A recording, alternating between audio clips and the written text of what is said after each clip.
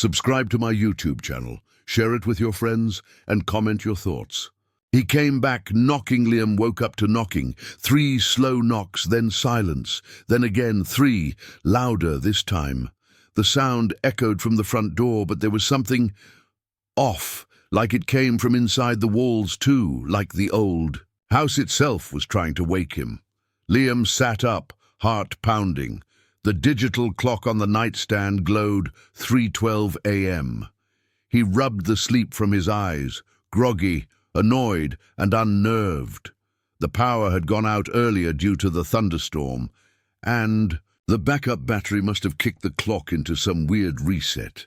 Another knock. Then a voice, low, slurred, too familiar. Liam, bro, open up. It's freezing out here. His blood ran cold. That voice, it belonged to Dylan, his roommate, the same Dylan who had died 2 weeks ago. No, Liam whispered to no one. No, no. He hadn't even told the landlord yet. The police had found Dylan's body slumped in his car, engine still running, garage door shut, carbon monoxide poisoning. They ruled it a suicide, but something had never sat right with Liam. Dylan wasn't the type. He had plans, a new job, lined up. He'd been laughing at memes the night before. Nothing about his death made sense. Liam hadn't touched Dylan's room since it happened. The door remained shut like a mausoleum, untouched, full of his stuff, his smell, his laundry. That smell had begun to sour, but Liam couldn't bring himself to clean it. The knocking stopped. Silence crept in, thick and unnatural. Then the doorknob jiggled. Liam's breath caught. "I know you're awake," the voice said. Closer now, right outside his bedroom door. That's not possible. He'd locked every door before bed. He always did. He slowly reached toward his phone on the nightstand.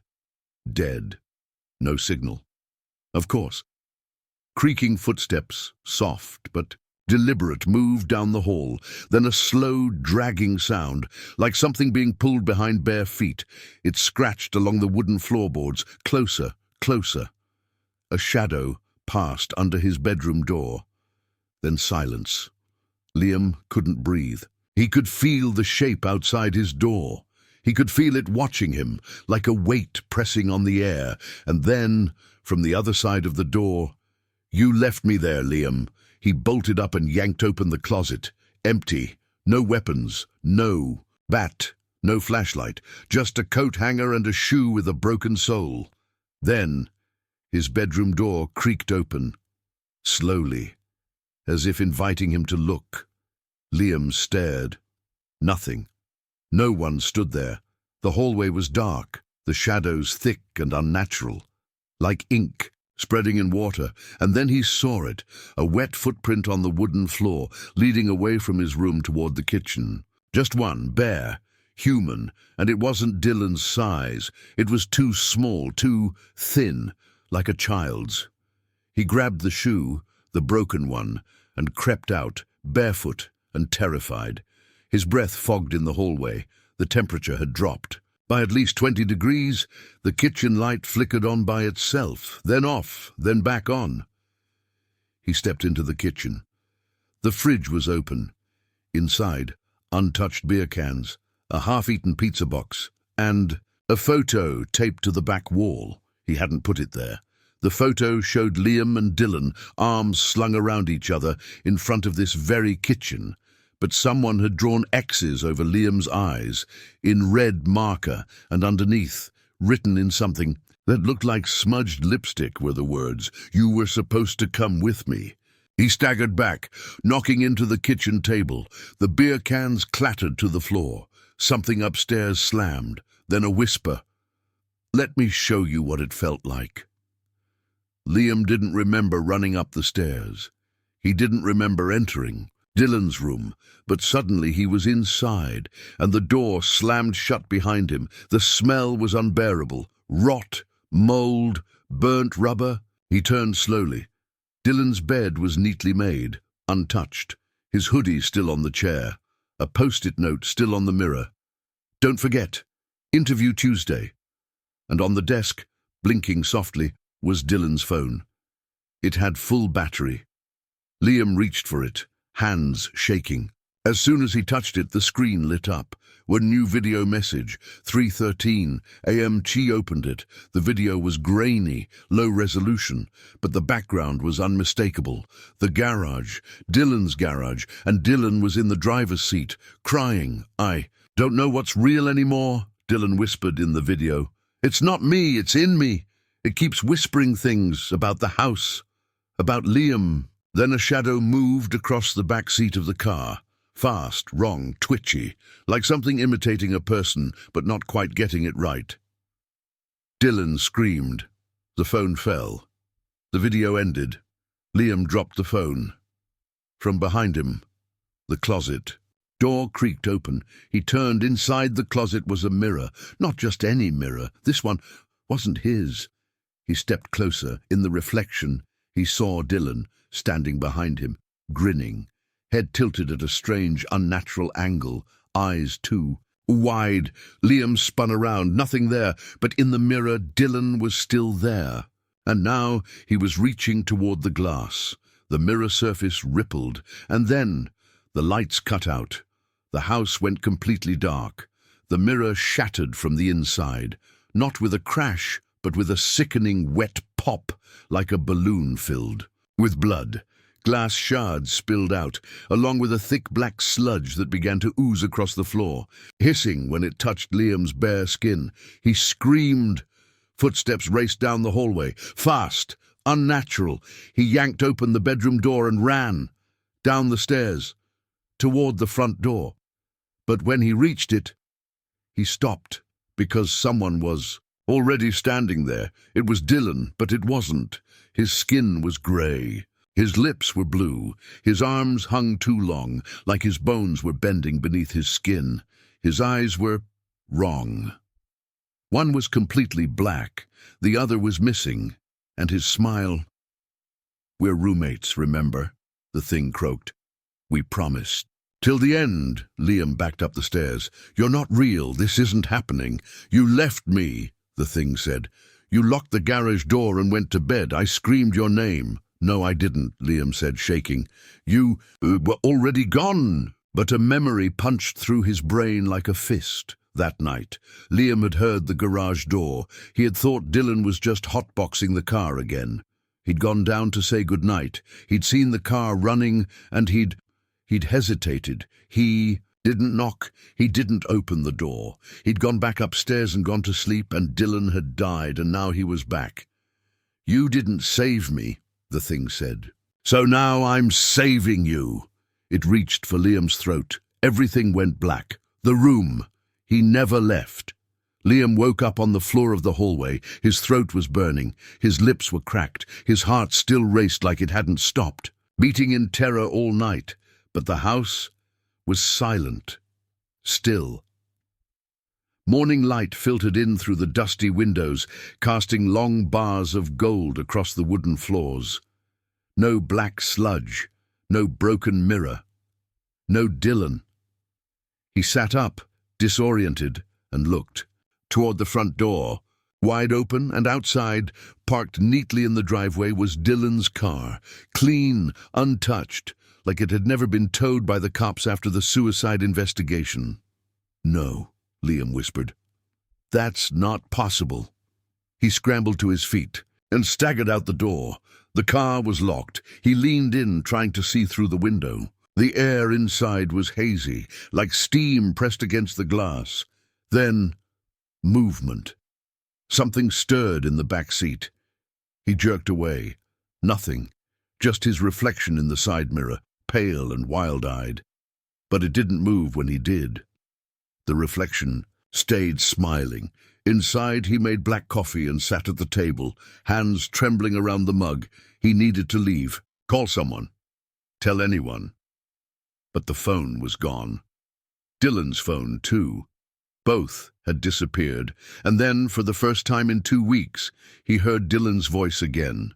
Not whispering, not outside the door, but clear, from Dylan's room, laughing. "Liam," stood, the mug shattering on the floor beside him. He crept up the stairs. Slow, careful. Dylan's door was closed. A faint orange light glowed from underneath. He reached for the knob. Hand shaking, turned it. The door opened, and everything inside was exactly how it had been the night Dylan died. Unmade bed, hoodie on the chair, post-it note on the mirror, except... Now the post-it note said, "You're next." A sound came from under the bed, scratching, fast, aggressive. Liam stepped back. "No! No!" A hand shot out from under the bed, pale, bruised, clawing at the floor. Then another, and then Dylan crawled. Out, but not the twisted thing from before. This Dylan looked almost normal, just tired, sunken eyes, dry lips, shirt blood-stained. He looked up at Liam. "Why didn't you help me?" Dylan asked, voice cracking. "Why did you let me die?" Liam stammered. I didn't know you needed help. I thought you were high," Dylan whispered. "Lazy, loud. You thought I was always fine because I made jokes." He stood up, wavering, unstable. "You weren't supposed to sleep through it, Liam." "I didn't." "Yes, you did." The lights above began to flicker violently. Behind Dylan, the closet door creaked open again. That mirror, whole once more. Except this time, there were dozens of faces in the reflection, none of them Liam's. They were all Dylan, screaming, bleeding, rotted. Dylan took a step toward the mirror, then turned back. "I need you to see it. What I saw. What happened in this house before us." Then he walked into the mirror and disappeared, and the closet slammed shut. Liam ran. He didn't grab his keys, wallet, or shoes. He just ran, out the door, down the street, into the daylight, but no one looked at him. He passed neighbors who didn't blink, a woman walking a dog that froze mid-step. Everything around him was frozen, like time had cracked, and then his house was behind him again. The same street, same lawn, same front steps. He hadn't moved, like the house had swallowed the world. And when he turned around, the front door was already open, waiting. Inside, the smell of burning meat filled the air. He followed it to the basement. He had never been down there before. Dylan used to joke it was haunted. Now he knew it wasn't. A joke. The wooden door was heavier than it should have been. The light switch didn't work. He went down in the dark, step by step. The burning smell grew stronger. He reached the bottom. A pull-string light bulb dangled above. He tugged it. The bulb lit, and hundreds of Polaroids were taped to the walls. Liam stepped closer. His heart stopped. Each photo showed someone in pain, mouth open, screaming, tied to a chair, in this basement, and in every photo, standing in the corner, sometimes blurry, sometimes smiling, was the same man. Not Dylan. Not anyone he knew.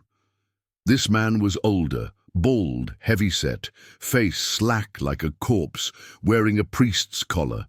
The last photo showed Dylan in the chair, mouth taped, eyes wide, tears frozen on his face, and Liam was in that photo too, standing behind the camera, smiling.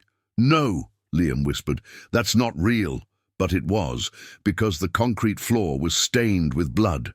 And beside the old water heater was the chair, still stained, still bolted down. A voice whispered, "From behind the wall." You helped him every time, and then the wall split open. Inside was a narrow, hidden hallway. The walls were lined with names scratched into the wood. Names, dates, all ending in death. Liam found one that chilled him, Dylan. Clark died May 11th, escaped, never, and below it, freshly scratched, Liam Bryant, died. TBD, escaped, never. The lights flickered. A hand grabbed his shoulder. Liam screamed, "The ones who came before." When Liam opened his eyes, he wasn't in the hallway anymore. He was strapped to the chair, in the basement, duct tape over his mouth, arms bound tight. The old bulb above buzzed, flickering, and in front of him stood the man from the Polaroids. The priest, but he wasn't. Right. His skin sagged in wet folds. His eyes were empty sockets, black and bottomless. He leaned in, breath sour and hot. "Welcome back, Liam." It's good to see you. Awake. He reached up with a shaking hand and slowly pulled the duct tape from Liam's mouth. You've done well keeping the house full. Just like we agreed, Liam gasped, his memory spinning. What are you talking about? He croaked. I've never seen you before. But he had. In flashes, in dreams. In that moment of hesitation at Dylan's door, when he knew. Something was wrong, but let it go anyway. You said yes, the priest said. The night you moved in, you wanted cheap rent. You signed the lease, and the house, it remembers. Liam shook his head. No, that's not. No one told me. You wanted someone to split the rent, the priest continued. So we gave you Dylan. But you had to feed the house. Liam's stomach turned. The priest raised one hand, and the concrete wall flickered. Like a screen, images played across it. Liam, standing in the living room, smiling, watching as Dylan lay unconscious in the garage. He had known. He had let it happen. He just didn't remember. You fed us the priest said, smiling. You've been such a good tenant. No, Liam whispered. This can't be real. It is, the priest said, but we have a problem. He stepped aside. Behind him stood Dylan, broken, bruised, alive. I escaped, Dylan whispered. Your house doesn't like that. It wants me back. Liam looked up at him. I'm sorry, he said. I didn't remember. Dylan's eyes were hollow. You didn't want to. Then he raised a knife. The room dissolved in light. Liam sat bolt upright in bed. Morning again, same dusty sunlight, same silence. He was home. Was it a dream?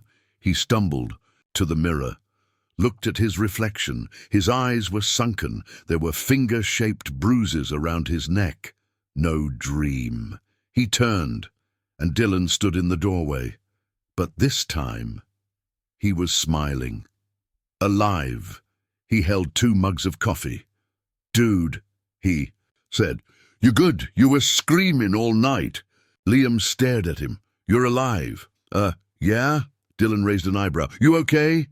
Liam took the coffee with a shaking hand. Yeah, he lied. Just a bad dream. But as Dylan turned to leave, Liam saw it. A shadow on the back of Dylan's neck, a black handprint still fresh, and from the hallway came a sound, scratching from inside the walls. The house was hungry again. The house that remembers Liam didn't sleep that night. He sat on the edge of his bed, eyes fixed on Dylan's door. It was closed again, just like always. But now there were no sounds, no laughter, no music, not even breathing. The coffee cup Dylan had handed him still sat on his nightstand, untouched, because something had changed. Dylan was back, yes. Alive, yes. But something was wrong. The black handprint on his neck hadn't been there before. And the scratching, it hadn't. Stopped. It moved now, through the walls, room to room, like it was searching, like it was waiting for Liam to fall asleep again. He wouldn't, he couldn't, because every time he blinked he saw it again. The chair, the priest, the photos, himself. At 3:17 a.m., the silence broke. A slow, deliberate knock at his door. 1, 2, 3. He didn't move. Liam, Dylan's voice, muffled, low, but off somehow, like someone impersonating him. Yeah? Liam called, voice cracking. A pause. Then, can I show you something? Something I found in the attic. Liam stood slowly, every muscle tense. Leave it outside the door. Another pause. Okay, Dylan said. But his voice shifted on that word, dropped an octave, lost its edge, like something else was trying to sound human. Liam didn't open the door, but when he checked 10 minutes later, there was a box sitting on the hallway floor. Old, covered in dust, no markings. He brought it into his room, heart racing, and opened the lid. Inside were 3 things. A bundle of burned newspaper clippings, a pair of rusty priest's rosary beads, a note that said, in jagged handwriting, "We remember. We always remember." Liam unfolded the newspapers. Each article was yellowed and scorched at the edges, but most of the headlines were still readable. Local priest found dead in basement of rented home. Ritual symbols found at scene. Third suicide in house on Barrow Street. Locals call it the Devil's Mouth. Previous tenant. Reported missing, case unresolved. House sold again and again and again. The same house, same address, same room. And at the bottom of the last clipping was a picture, a group photo from 1974. 5 people standing outside the house, smiling. One of them, Liam gasped. It was him. Same face, same eyes, same scar on the jaw from a biking accident when he was 10. But this photo was 50 years old. He flipped the photo over. Scrawled in faded blue ink were the words, "First offering, he forgets every time." Liam's heart dropped. The voice from the basement, the priest, had said something similar. "You said yes. The house remembers." But now it was clear. Liam wasn't just a victim. He was part of this. Over and over, a cycle, a loop. And the house was feeding on him too, just differently. It reset him. It wiped his memory, made him complicit. He couldn't breathe. He shoved the photo away, but the faces followed him. Everywhere he looked, reflections, shadows, walls. He saw them, and then he saw her. Standing at the far corner of his room. A girl, maybe 12, dressed in 1960s clothes, head tilted, face pale and blank. He blinked, and she was closer. Blink, closer. Blink. Right. In front of him, she reached out and touched his forehead. Her fingers were ice. "Stop forgetting," she whispered. "That's how they win." And then she screamed. Liam blacked out. When he opened his eyes, it was morning again. Sunlight, birds, calm. His room looked normal. The box was gone. The newspapers were gone. But the scar from the girl's touch still burned faintly on his skin, a red mark in the shape of an X. He went to Dylan's room. The door was wide open, but Dylan was gone. Again, the room was stripped clean. Bed bare, desk empty. Even the post-it notes were missing, like Dylan had never returned. Liam walked through the house like a ghost. He checked every room, every drawer, the attic, the garage. Nothing until he got to the basement. The light was on. Not the bulb this time, but string lights, white glowing, hung in loops around the ceiling, like some twisted celebration, and in the middle of the room sat the chair again, but now someone was in it, back turned, shaking. Liam stepped closer. The figure looked up. It was himself, eyes hollow, mouth stitched shut. His double stared at him. Shaking its head, mouthing something over and over, he leaned in. "Run!" And then the double screamed, a raw animal sound, and the walls around the basement cracked. Blood poured from the ceiling. The string lights sparked and hissed. The house was waking up. Liam ran, he didn't care where, out the front door, down the street, but again, like before, he never left.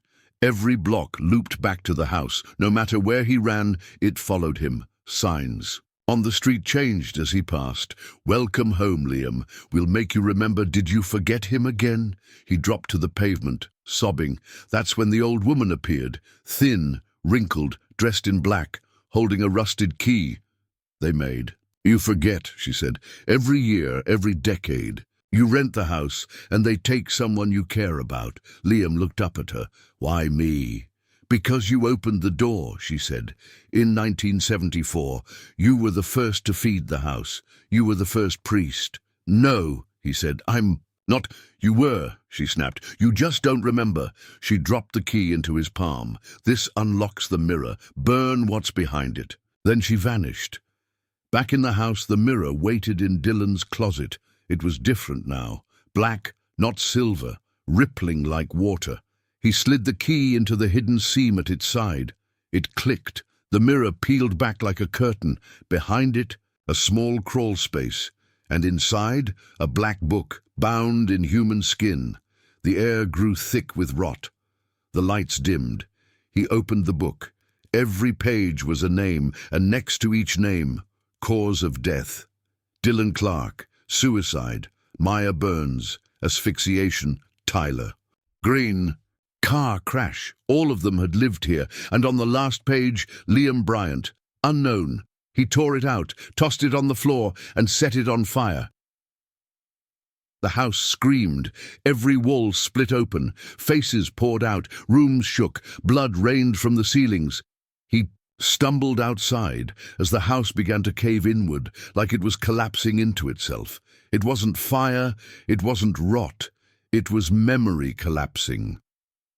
He stood on the street as the building finally buckled, windows shattering, wood splintering, until there was nothing but a crater where the house had been, and in the silence that followed he whispered, "It's over." But something moved in the pit.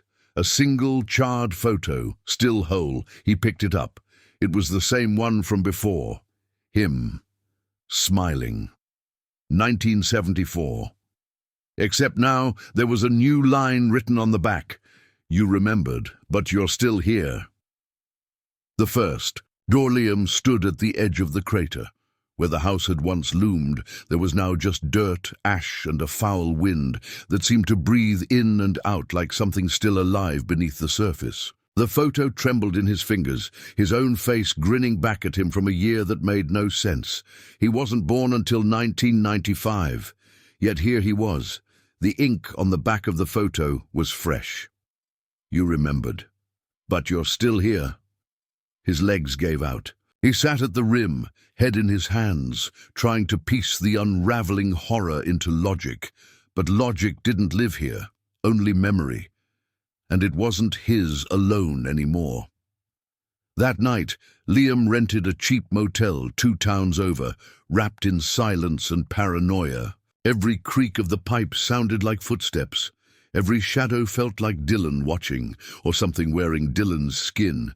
He dreamt of the priest, of fire, of a door deep underground. Not the basement door, something older made of stone, bleeding around the hinges, and a voice whispering, "You locked it once. Now you must open it." When he woke, the motel TV was on. Static. A channel that didn't exist, and then a woman's voice crackling through the white noise. "The house isn't the curse. The door is." The image flickered. Liam leaned forward. The static parted for 1 second, revealing the girl from his room, the one who touched his forehead. She mouthed something. He could only catch the last word, "below." Then the TV exploded. In sparks. It was never about the house. It was about what was buried beneath it. Liam packed up and returned to the crater the next day. The ruins of the house still steamed faintly in the summer sun. Ash stuck to his shoes as he crossed the wreckage, searching for anything, a way in. The voice in his dream had been clear. The door was locked once, now it was calling. He found it near the center of the crater, beneath where the old basement had been, a trapdoor made of rusted iron, ancient, covered in scorched runes. He wouldn't have seen it if the wind hadn't blown just right, peeling back the ash like a curtain. There was no keyhole, no handle, just a deep groove in the shape of an open hand.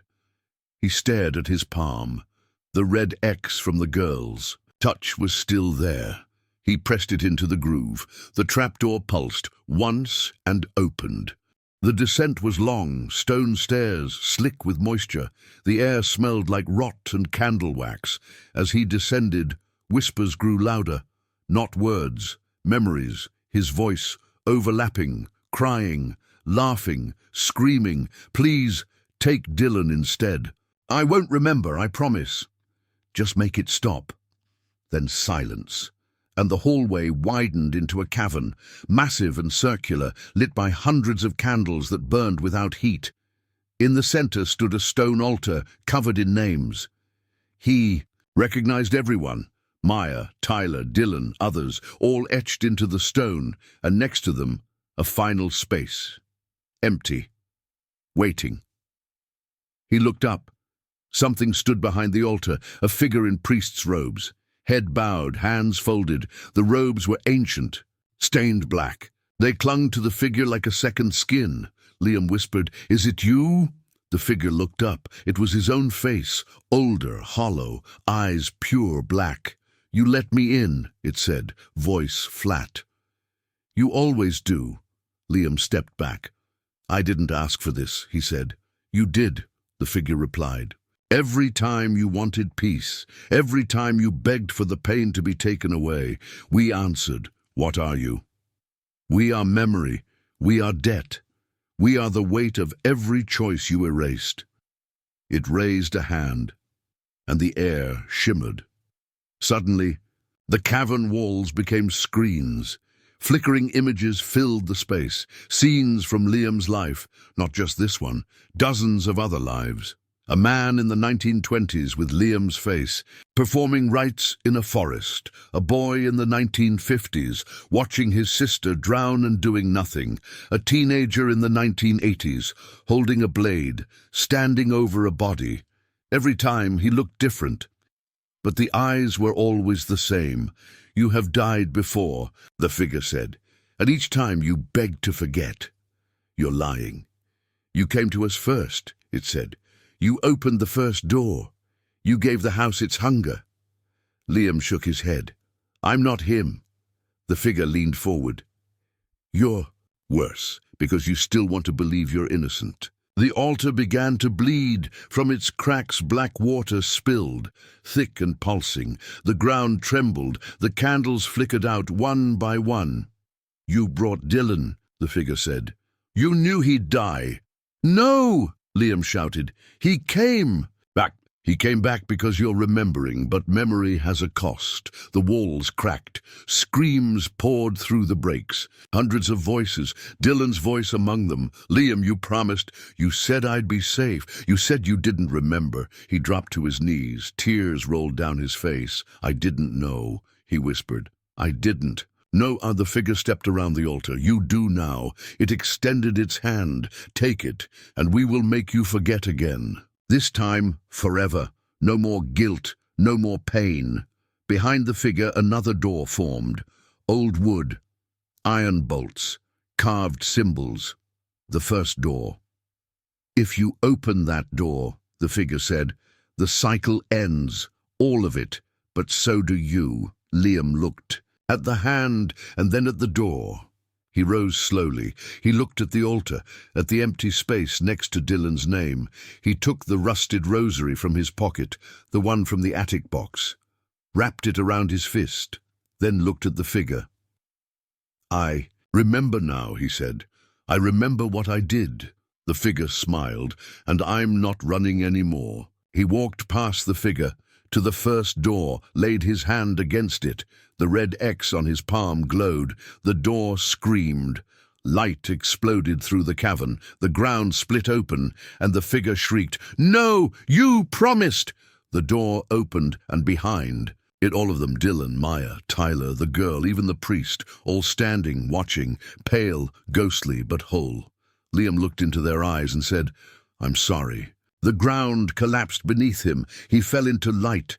He woke in a hospital bed, sunlight, monitors beeping. A nurse stepped in, smiled. "You're lucky, Mr. Bryant. The building collapsed with you inside. They didn't think anyone would make it out." "Where?" "Old house, Barrow Street. They're tearing down the whole block." Liam blinked. "The house is gone." "Yes," the nurse said, "for good." She walked out. He looked down at his hand. The red X was gone, but his palm was scarred, like it had held fire.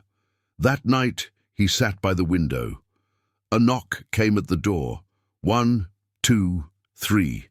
He froze, opened it slowly. No one there. Just an envelope. On the floor, inside was a photo. His face. "From today," and written on the back, "You opened the door. But some doors never close." The final promise. Liam didn't leave the hospital for days.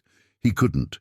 Every time he closed his eyes, he was back. Beneath the earth, back in the black chapel of memories and blood. He could still feel the weight of the first door opening. The force of it hadn't just torn through the cavern.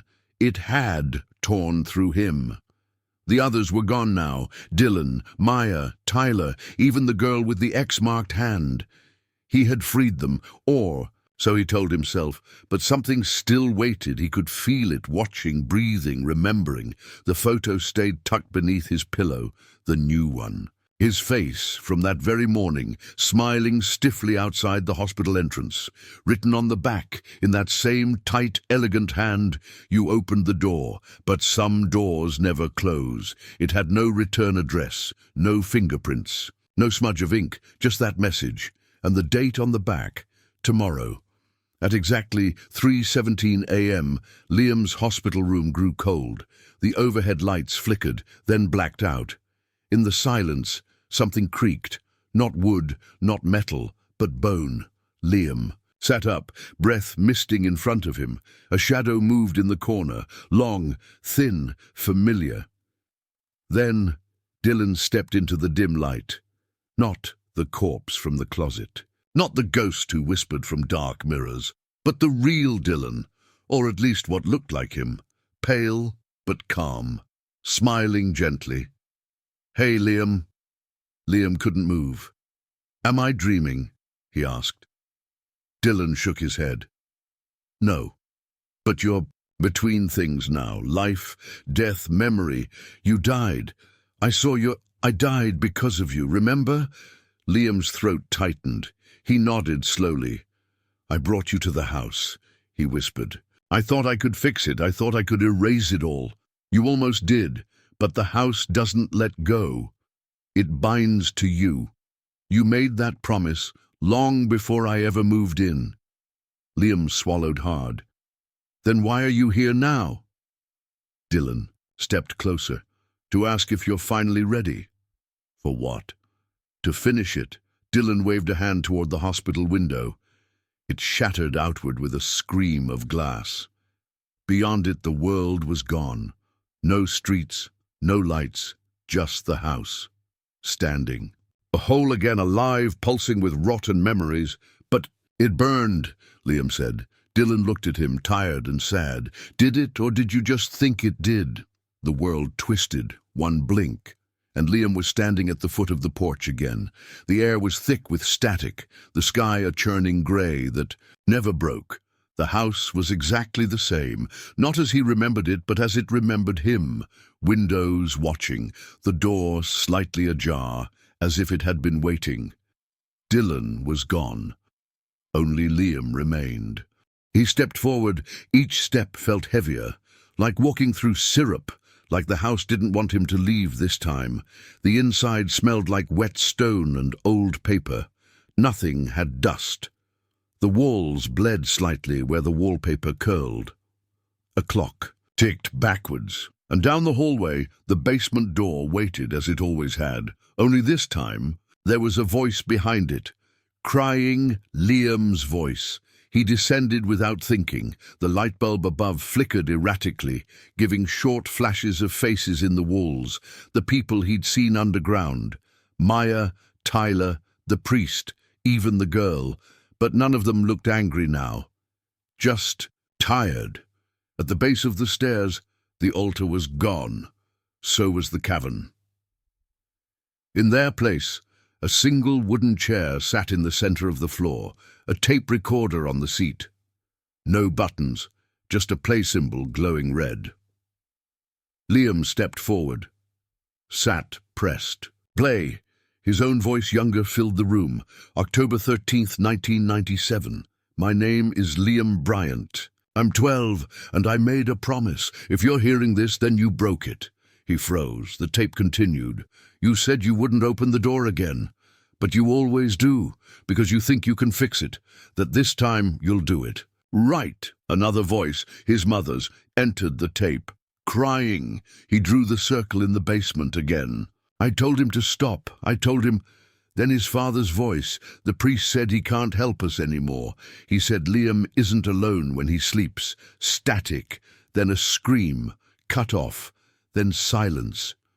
Liam sat, trembling, as the recorder burst into flames, no heat, just light and a final voice. His own. Older. You brought Dylan to the house because you knew. Deep down, you knew it needed someone else this time, not you. But it won't end until you stay. The floorboards split. The stone door rose once more, ancient and final, and this time it opened on its own. No scream, no light, just darkness, not empty, full, alive, breathing. The darkness whispered, "Come home." Liam stood. He walked to the edge, and for the first time he understood. He had made a deal long ago, not to forget, but to survive. And the house had honored that. Every death around him, every disappearance, it had been the price. But now the debt was due. If he walked through, maybe the house would die with him. Maybe the door would shut for good. Maybe Dylan would stay dead and free. He closed his eyes and stepped in. Silence. Not pain. Not fear. Just release, like air exhaled after holding it too long. And then Liam opened his eyes. He was back on the porch, the house gone. Ash, smoke, nothing, and behind him a voice. "Hey," he turned. Dylan, alive, whole, smiling. "Did we?" Liam asked. Dylan nodded. "You kept your promise." Liam felt something in his hand. He opened it, a key, old black, cracked down the center. It pulsed once, then turned to ash, gone forever. A few months later, Liam moved to a quiet town. No roommates, no basements, no more locked doors. He worked at a bookstore, volunteered weekends, saw a therapist, told some of the truth. Never the whole story. No one would believe it.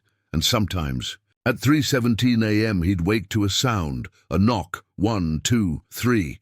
But he never answered. He didn't have to, because deep down he knew the house was gone, the door was shut, and for once he wasn't the one who ran.